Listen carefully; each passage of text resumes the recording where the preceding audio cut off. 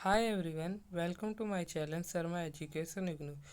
तो आज हम इस वीडियो में डिस्कस करेंगे कि आप कम टाइम में मतलब 1 मंथ 2 मंथ में आप इग्नू के एग्ज़ाम में अच्छा स्कोर कैसे कर सकते हो। और मतलब किस स्टडी मेथड, किस अप्रोच से आप कैसा इग्नू में अच्छा स्कोर कर सकते हो, किस स्टडी मेथड से। तो इसी बात में हम डिस्कस करते हैं। तो पहले ना आप एक चीज़ करना कि आप इम्पोर्टेंट टॉपिक जो भी हो उसको चैट जीटीपी से आप देख लेना, रीड कर लेना। चैट जीपीटी में आप कहना इजी एंड सिंपल लैंग्वेज में, तो वो टॉपिक को इजी एंड सिंपल लैंग्वेज से आपको बताएगा।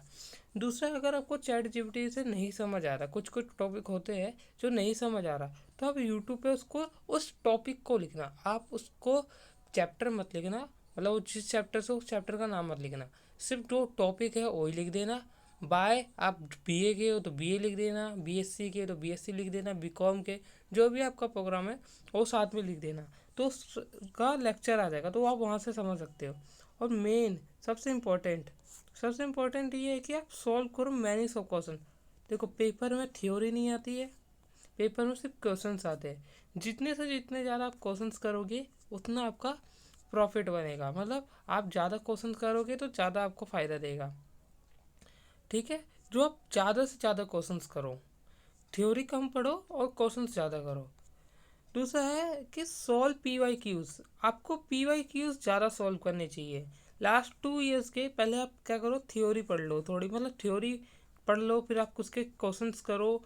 फिर आप ना जब पूरा बुक पढ़ लोगे, इंपॉर्टेंट टॉपिक के जितने भी बुक पढ़ लोगे, उसके बाद आप पीवाई क्यूज़ सॉल्व करना चैप्टर वाइज।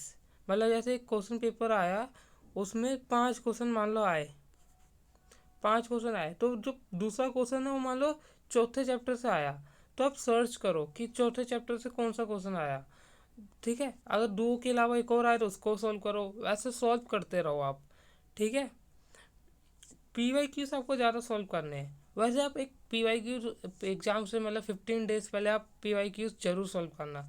और हाँ, एग्ज़ाम से 1 वीक पहले एक पीवाई क्यू प्योर पूरा क्वेश्चन पेपर, एक पिछले साल का, जरूर खुद से 3 घंटे का, जितने भी घंटे का पेपर हो, एक 3 घंटे का कितने भी घंटे का पेपर हो, उसको लेकर अकेले रूम में बंद होकर सॉल्व करना, ठीक है, जिससे आपकी अच्छे स्कोर होगा। दूसरा आपका जो आता है कि मेक अ शॉर्ट नोट्स। आपको लंबे लंबे लॉन्ग नोट्स बनाने की कोई ज़रूरत नहीं है। जितने भी मैं देखता हूँ कि नोट्स बच्चे बताते हैं, लॉन्ग बनाते हैं बहुत ज़्यादा, उसमें बहुत ज़्यादा डीप थ्योरी लिख देंगे, फॉर्मूला की डेरिवेशंस कर देंगे। चलो, डेरिवेशन तो एक तरह से समझ भी आता है, लेकिन हम थ्योरी को ज़्यादा क्यों लिखते हो। देखो, ये स्कूल नहीं है, आपको पता है, तो यहाँ पर आपका कोई नोट्स चेक नहीं होगा। आपको जैसा समझ आता है वैसा लिखो, आपको बेचने नहीं है, किसी को दिखाने नहीं है। तो जैसा आपको समझ आए, कैसे कीड़े मकोड़े या रेटिंग, छोटा छोटा लिखो, बड़ा बड़ा लिखो, आपकी मर्जी है, ठीक है, वैसा लिखना।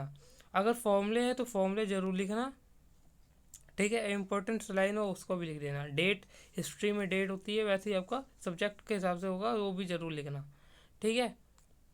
थैंक्स, अब इतना ही हमें कहना था। और इसी मैटर से आप पढ़ोगे तो आपके अच्छे स्कोर आ जाएगा, ठीक है। तो आप हमें इंस्टाग्राम पे फॉलो कर सकते हो इस आईडी से, ठीक है। तो मिलते हैं अगली वीडियो में, तब तक के लिए बाय बाय, टाटा।